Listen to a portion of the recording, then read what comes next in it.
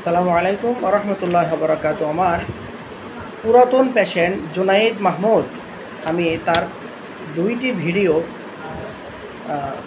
Collection করেছিলাম। প্রথম যে ভিডিওটি ছিল 5/4/2024, 5/4/2024, সেটা ছিল আবার কেস টেকিং ভিডিও, অর্থাৎ যে সময় সে রোগটা নিয়ে এসেছিল সেটা। তারপর দ্বিতীয় কোর্স মেডিসিনে আলহামদুলিল্লাহ অনেকটা উন্নতি আসলো। এটা হলো তৃতীয় কোর্স মেডিসিন। আজকে হলো 25/7/2024।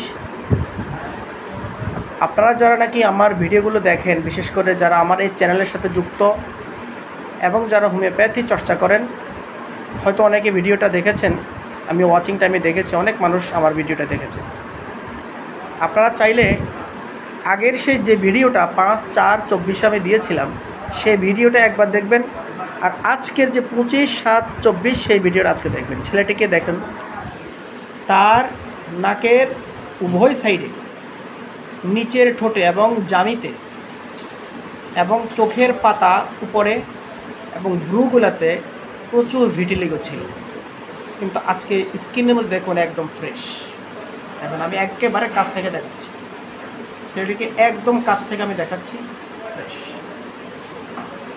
This is the efficacy of homeopathy. This is the beauty of homeopathy. So বন্ধুরা, পৃথিবীতে হোমিওপ্যাথি এমন একটি চিকিৎসা ব্যবস্থা যেটা মহান আল্লাহ সুবহানাহু ওয়া তাআলার পক্ষ থেকে পৃথিবীবাসীর জন্য দেওয়া এবং খুবই হেল্পফুল ফর সাফারার হিউম্যান। তো আমাদের এই পেশেন্ট জুনাইদ মাহমুদ, তাকে আমি দিয়েছিলাম ব্যাসিলিনাম। শুরুতে প্রথম প্রেসক্রিপশনে দিয়েছিলাম ব্যাসিলিনাম 1, 2, 3, আর সেকেন্ড প্রেসক্রিপশনে দিয়েছিলাম একই মেডিসিন 4, 5, 6, আর থার্ড প্রেসক্রিপশনে আজকে আমি তাকে দিচ্ছি 7, 8, 9। ধীরে ধীরে এভাবে পাওয়ার উপর দিকে বাড়তে থাকবে আর আমার পেশেন্ট, তার রোগ ধীরে ধীরে উন্নতি হতে থাকবে। So this is a very great successful case and improvement for this patient, and this is the victory of homeopathic medicine. So বন্ধুরা, treat the patient not the disease এর আলোকেই আপনাদেরকে চিকিৎসা করতে হবে, not ars sal flabum। যে ধরনের vitiligo রোগী দেখার সঙ্গে সঙ্গে আমাদের কিছু হোমিওপ্যাথ রয়েছেন যে মুখস্থ ওষুধ দিয়ে বসেন, আর্স সাল ফ্লেবাম। No never, no never. আপনি এভাবে মেডিসিন করলে কোনো দিন সফল হবেন না। কারণ এই ছেলেটি লিনথিনিমাসির ন্যারো চেস্ট এবং তার ঠান্ডা লাগার ইতিহাস আছে।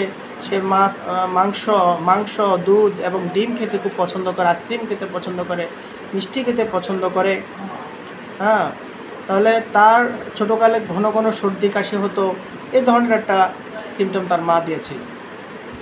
তাহলে ছোটোকালে আরও লক্ষণ বলেছে তার মা, যে খুব বেশি বমি হতো, বমির লক্ষণ খুব বেশি ছিল, হেডেক, মাথা ব্যথার লক্ষণ খুব বেশি ছিল, এবং তার মা বলেছে কনভালশন মানে আক্ষেপ, খিঁচুনি, এই ধরনের একটা প্রবলেম তার প্রায় ছোটোকালে হতো।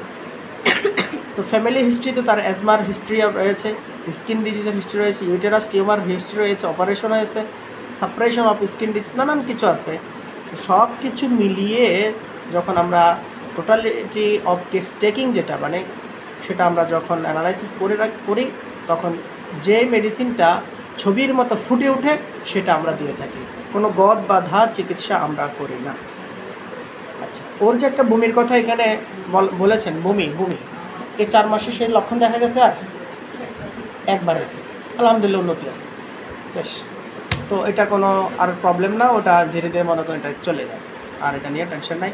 সো বন্ধুরা, আমরা যেভাবে হোমিওপ্যাথিক চিকিৎসাগুলো করে থাকি, বন্ধুরা আপনারা আপনাদের চেম্বারের রোগীদের সাথে এইভাবেই কাজটা করবেন, যেন কোনো ছলছাতুরি, প্রতারণা, কোনো ধরনের ক্রিম, ট্যাবলেট, ক্যাপসুল বা বিভিন্ন রকমের মলম, এই সমস্ত কিছুর আশ্রয় আপনারা নেবেন না, সঠিকভাবে কাজ করার চেষ্টা করবেন। ধন্যবাদ সবাইকে।